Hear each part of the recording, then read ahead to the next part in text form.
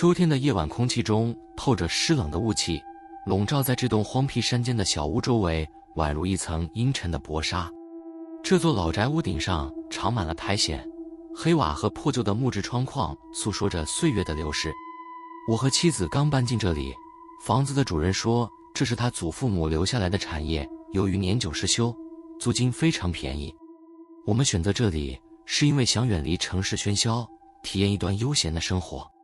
可自从搬入以来，我们的生活并不如预想中那么平静。自第一个夜晚起，屋子就像被什么阴森的东西控制着，无形的压迫感让我和妻子都感到不安。夜晚入睡后，总会听到楼上传来细碎的脚步声，规律地从一间房间走到另一间，轻轻的声响好像一个孩子在游荡。房子里明明只有我和妻子，但那些脚步声听得一清二楚，似乎每一步都在提醒着我们，这里还有别的东西。那天晚上，我和妻子躺在床上，无法入睡。屋子里的木地板嘎吱作响，像是被施了魔法，总有低语声在耳边回荡。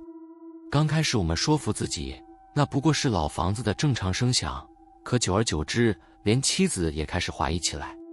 她低声说：“你觉得这房子会不会有什么不干净的东西？”我勉强笑笑，试图打消她的顾虑，不就是些旧房子会有的声音吗？再说，这里只有我们，不会有其他人。然而，内心的疑虑却一刻未曾停歇。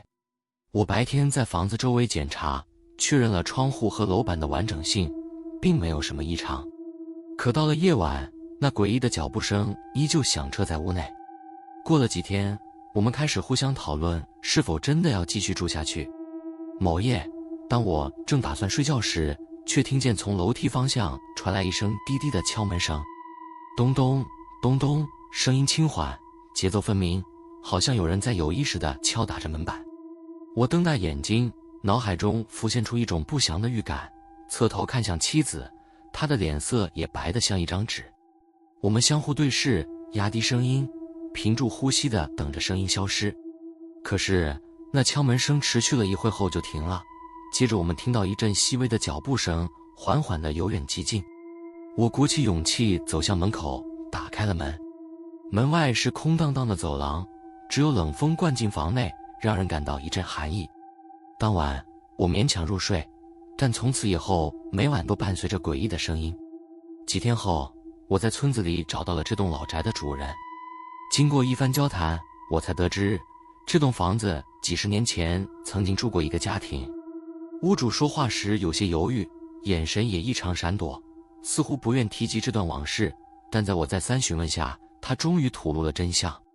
这房子曾经住着一对夫妇和他们7岁的儿子阿乐，那孩子很聪明，也很爱玩，但不知为何，他在玩捉迷藏时消失了。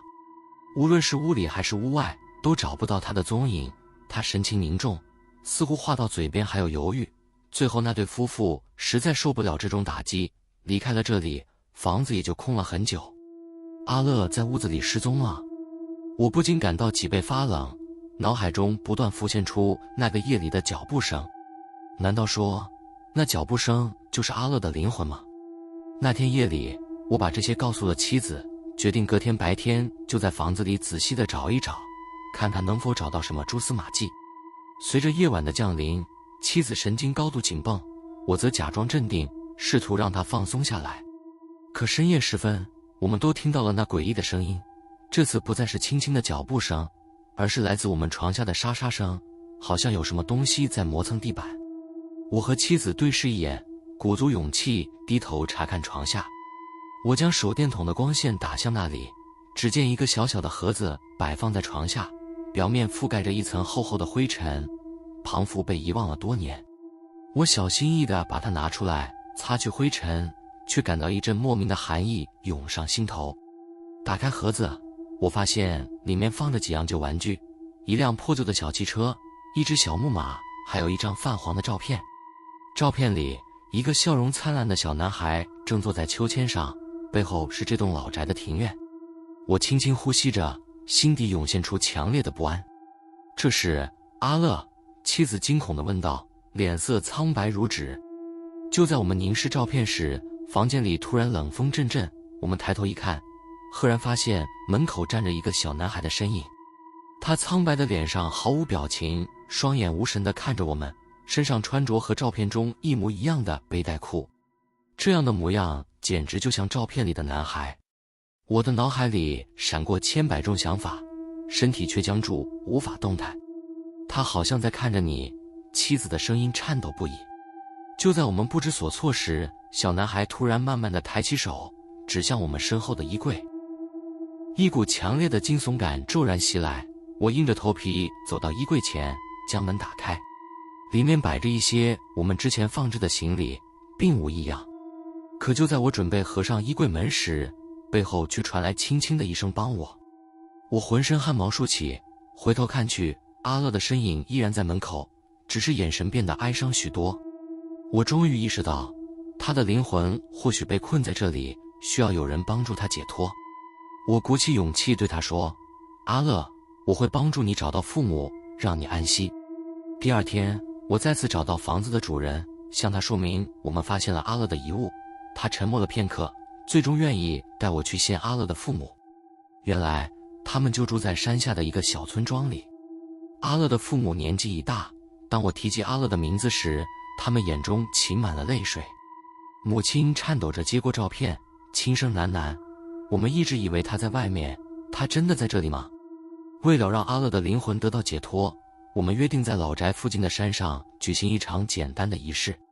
我带着那张照片和他的小玩具，亲手将它们埋在一棵老树下，并在当地一位道士的帮助下进行了传统的超度仪式。阿乐的父母一边哭泣，一边用颤抖的手亲手放下玩具，像是用这最后的方式与他道别。仪式结束后，我们心情沉重地回到老宅。当晚，房子里一片静谧，再也没有听见任何脚步声。妻子感到如释重负，但也有些难以平复心情。她低声说：“阿乐，终于可以安息了吧？”几天后，我和妻子最终搬离了这栋房子，彻底结束这段阴森的经历。但每当夜深人静时，我脑海中依然会浮现出那个小男孩的身影，还有他那无声的哀求。这段记忆成了我和妻子之间深埋心底的秘密，成了我们人生中一个无法忘却的回忆。喜欢这则故事的话，记得订阅，开启小铃铛，才不会错过每晚间的恐怖小故事哦。